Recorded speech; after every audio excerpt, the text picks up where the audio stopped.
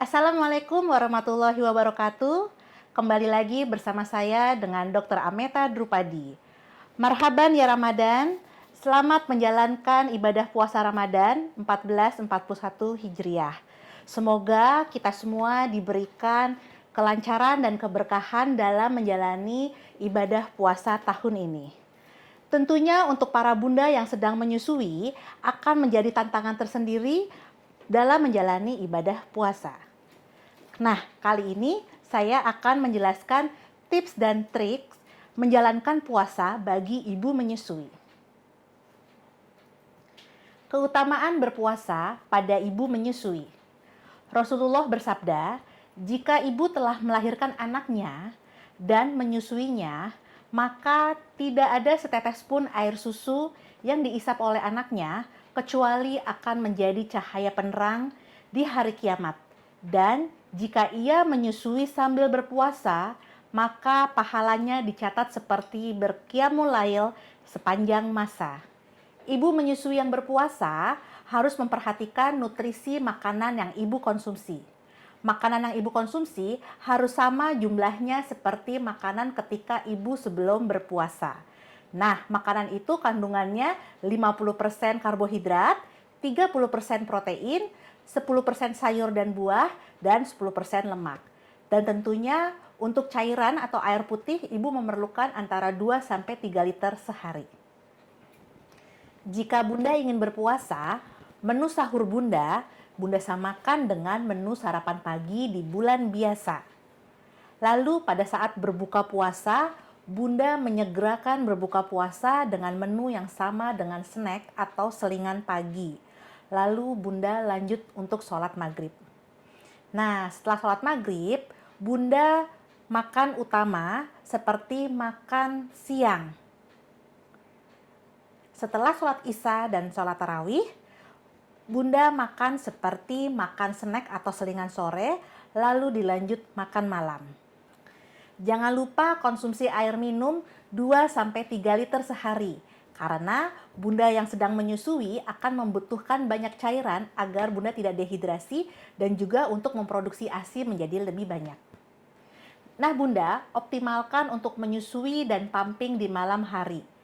Untuk bunda yang bekerja kantoran pada siang hari, bunda maksimalkan untuk pumping sebanyak 2-3 kali. Lalu bunda optimalkan dengan waktu untuk istirahat. Hindari makanan yang membuat kondisi bunda menjadi tidak fit seperti makanan pedas atau makanan yang terlalu berminyak, agar bunda tetap kuat menjalani ibadah puasa. Jika bunda menyusui tetap berpuasa, bunda harus memperhatikan tanda-tanda kecukupan ASI bagi bayi bunda. Nah, tanda kecukupan ASINya, bayi bunda tidak mengalami rewel pada saat di siang hari, kemudian buang air kecilnya lebih dari 6 kali dalam sehari, dan juga ada kenaikan berat badan bayi.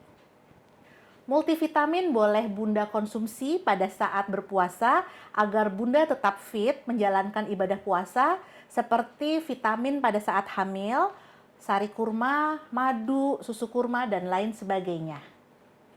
Jika bunda khawatir apabila bunda berpuasa, ASI bunda menjadi kurang atau bahkan encer sehingga anak menjadi rewel ketika konsumsi ASI, bunda diperbolehkan untuk tidak berpuasa. Terdapat keringanan atau ruksoh untuk tidak berpuasa di bulan suci Ramadan bagi wanita yang sedang hamil dan menyusui. Dalam konteks wanita hamil dan menyusui yang menjadi alasan ini, alasan utama bolehnya tidak berpuasa adalah demi keselamatan serta kesehatan janin atau anak yang baru saja dilahirkan. Bahkan sejumlah ulama berpendapat jika memang itu dasarnya, mereka diwajibkan untuk tidak berpuasa. Sesungguhnya Allah meringankan bagi musafir puasa dan bagi wanita hamil dan menyusui. Seorang bunda jika mengkhawatirkan anaknya jika bunda berpuasa, karena hal itu akan mengurangi kandungan air susu ibu dan membahayakan anak, maka dia boleh berbuka. Tetapi dia harus mengkodonya setelah itu, karena posisinya sama seperti orang sakit. Allah berfirman dalam surat Al-Baqarah ayat 185, Dan barang siapa sakit dalam perjalanan, lalu ia berbuka, maka wajiblah baginya berpuasa sebanyak hari yang ditinggalkan itu pada hari-hari lain. Allah menghendaki kemudahan bagimu dan tidak menghendaki kesukaran bagimu.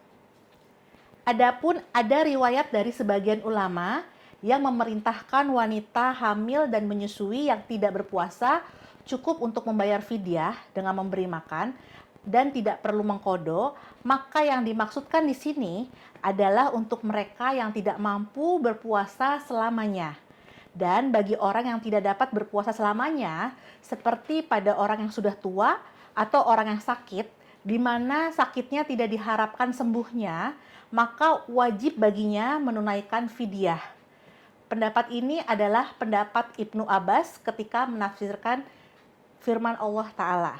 Terdapat dalam surat Al-Baqarah ayat 184, dan wajib bagi orang-orang yang berat menjalankan puasa, jika mereka tidak berpuasa, membayar fidyah, yaitu memberi makan satu orang miskin bagi satu hari yang ditinggalkan. Barang siapa yang dengan kerelaan hati dan mengerjakan kebaikan, maka itulah yang lebih baik baginya. Dan berpuasa lebih baik bagimu jika kamu mengetahui.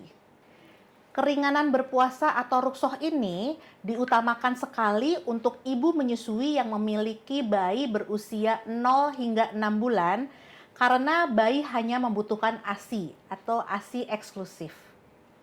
Jika bunda memiliki bayi berusia 0 hingga 6 bulan yang masih membutuhkan ASI eksklusif, bunda menyusui boleh tidak berpuasa. Namun, jika bunda ingin berpuasa, bunda harus memperhatikan kondisi badan bunda memungkinkan atau tidak untuk berpuasa. Nah, jika bunda memiliki bayi usia 6 bulan ke atas dan bunda ingin berpuasa, bunda harus memperhatikan gizi MPASI bayi harus tercukupi dengan baik dengan gizi seimbang. Nah bunda, buat bunda yang menjalankan puasa pada saat menyusui ini, sebelumnya bunda harus konsultasikan ke dokter, baik ke dokter laktasi, dokter kandungan maupun ke dokter anak, untuk mengetahui kondisi anak bunda dan juga bunda untuk kesiapan berpuasa. Nah bunda, demikianlah beberapa hal yang harus bunda perhatikan ketika bunda ingin menjalankan ibadah puasa Ramadan. Semoga bermanfaat ya. Saya Dr. Ameta Drupadi, sampai jumpa.